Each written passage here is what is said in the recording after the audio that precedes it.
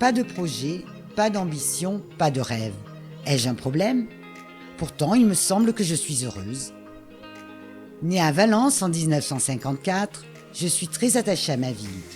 Parents, grands-parents et même arrière-grands-parents y sont nés aussi.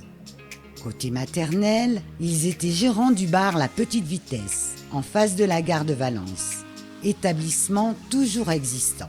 Et d'autre part, poissonnier rue Bouffier. Côté paternel, gérant du bar au 112 avenue de Chabeuil. Beaucoup de bistrots donc dans la famille.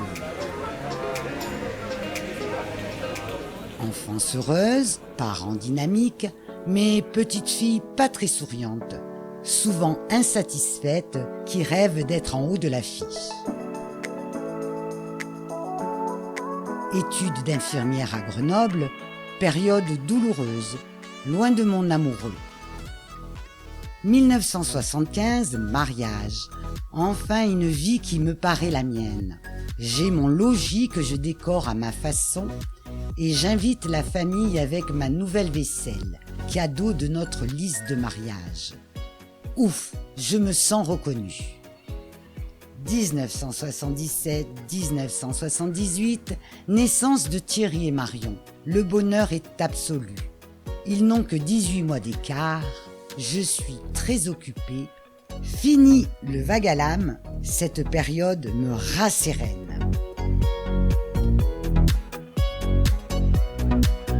Puis j'ai eu du temps de libre quand mes petits loups ont été scolarisés et envie de vivre une vie professionnelle, histoire de renflouer les caisses. Je n'ai jamais vraiment aimé travailler. Au bout de 2 ans, les tâches deviennent répétitives.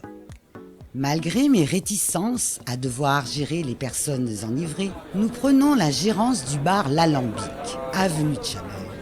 Établissement anciennement tenu par mon arrière-grand-mère, comme cité précédemment.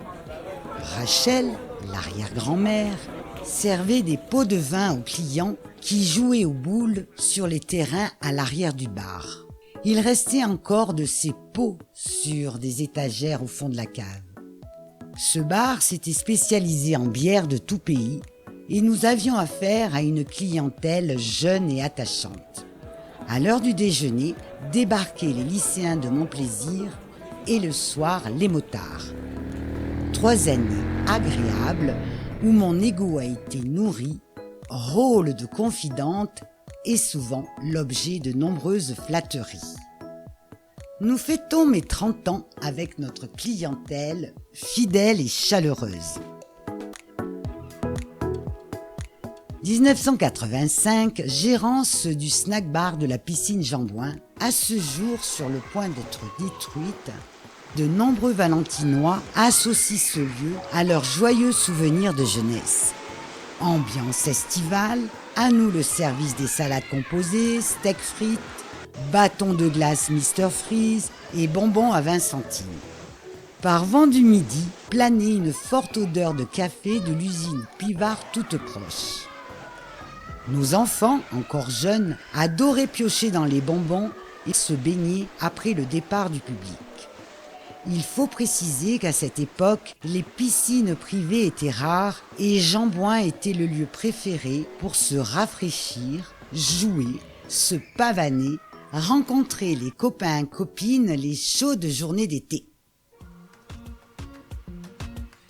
Le commerce, c'était valorisant, mais les fins de mois étaient incertaines. Alors, j'ai opté pour la sécurité de l'emploi. Opportunité pour un contrat au conseil général, titularisation à l'hôtel de ville et au théâtre. J'aime ces lieux chargés d'histoire. Au théâtre de la ville, j'ai pu me rendre compte du travail de la technique. Les pentrions, les cintres, les guindes. L'occasion de côtoyer des célébrités. Marie-Christine Barrault, charmante. Michael Lonsdale, que j'ai dû faire patienter pour son taxi. Le célèbre scénariste Michael Haneke, fort courtois.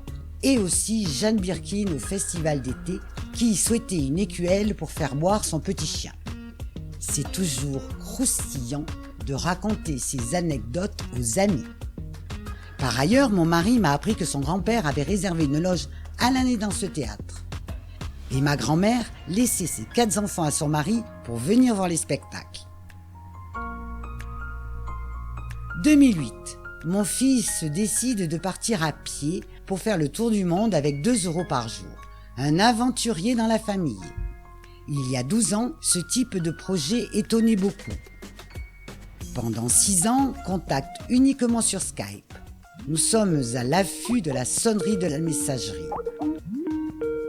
De nombreux soirs d'hiver, je peine à m'endormir en l'imaginant sous sa tente dans la neige. Ils sont partis 8 pour ne finir seulement qu'à 2, les puristes qui voulaient se servir que de leurs jambes. Thierry s'est arrêté en Malaisie, il avait besoin de se poser. 2004-2009, émotion intense lors de la naissance des enfants de ma fille. Quel beau cadeau me fait la vie. Je trouvais les grands-mères gaga lorsqu'elles racontaient les exploits de leurs petits-enfants, mais cet événement m'a rendu comme elles. Je me rends compte que l'exaltation est mon moteur de vie. Sans elle, je suis rapidement gagnée par l'ennui.